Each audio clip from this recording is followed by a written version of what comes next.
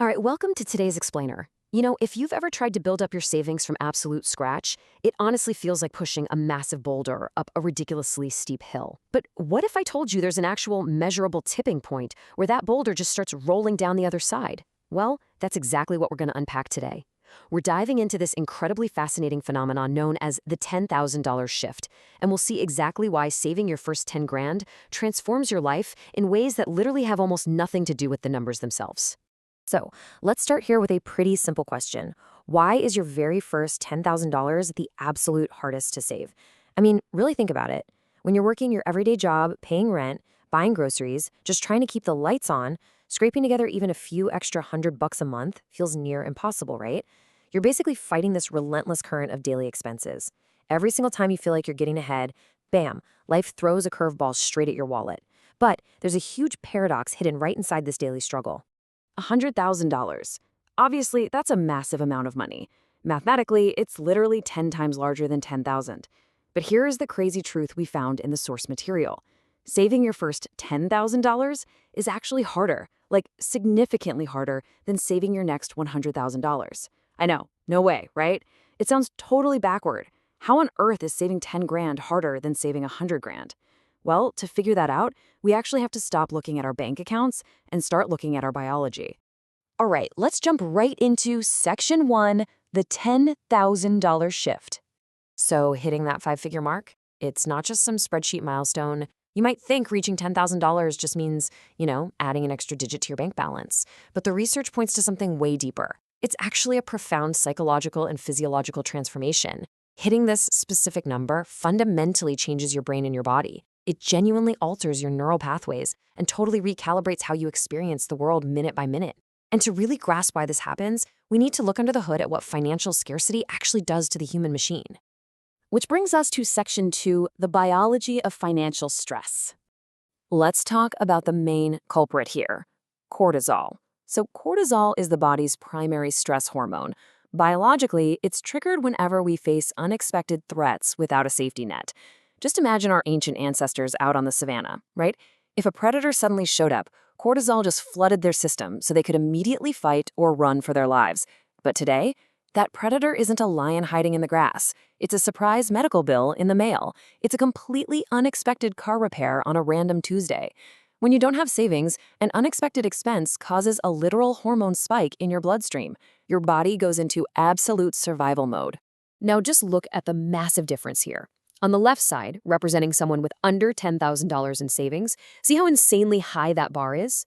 That represents your brain just soaking in cortisol every single time a bill arrives. A flat tire, a weird noise your engine makes. It keeps your body in this chronic state of fight or flight. But look at the right side. For someone who's crossed that $10,000 threshold, the cortisol level just drops right off a cliff. Reaching that 10 grand mark actively and physically reduces your stress hormones. It's quite literally the moment your nervous system finally gets to exhale. Moving on to Section 3, panic versus mild annoyance. Okay, picture this. You're under that $10,000 mark, driving to work, and pop, you blow a tire. If you have zero savings, that blown tire is a life-altering threat. Instant panic, a massive cortisol spike. It might mean you literally can't afford groceries that week, or you have to put the repair on a high-interest credit card, digging an even deeper hole. But once you cross that 10K mark, that exact same blown tire is just a mild annoyance. You pull out your card, pay the mechanic, comfortably tap into your savings, and it's handled. Easy fix. You have financial peace. The physical event hasn't changed one bit, but your biological and emotional reaction to it, totally transformed. So the absolutely crucial takeaway here is this. An emergency is no longer life-altering. I mean, think about the incredible relief of that reality. Sudden problems completely lose their power to ruin your week, let alone your entire month. When the fridge dies or the roof springs a leak, it's just a frustrating Tuesday, not a catastrophic financial crisis. Having that buffer protects your mental energy. It lets you actually breathe, focus on your future, and prioritize growth instead of just desperately clinging to mere survival. Let's dive into Section 4, math versus identity. I really want to pause on this incredibly powerful quote from the source material. The hardest part isn't the math, but developing the identity of a person who saves money. Just let that sink in for a second. The ultimate hurdle to crossing that $10,000 threshold, it isn't just your income minus your expenses. It's a deep internal psychological friction. It is a total rewiring of who you fundamentally believe you are as a person. So how does this actually work? Let's break down the internal process of building this new identity. Step 1, overcome this psychological friction. Look, when you first start saving, every fiber of your being, and honestly, decades of consumer habits, will actively fight you. You have to consciously resist the urge to spend. Then, step 2, change your self-image. You've got to stop seeing yourself as someone who lives paycheck to paycheck, or someone who always just treats themselves today at the expense of tomorrow. And finally, step 3, become a person who saves. This is the holy grail. When you become a person who saves, saving isn't just something you do, it's someone you inherently are. It becomes automatic, a totally undeniable trait of your character.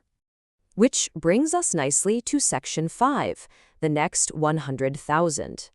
So here's what it all boils down to. By the time you hit $10,000, you have accomplished a massive internal shift.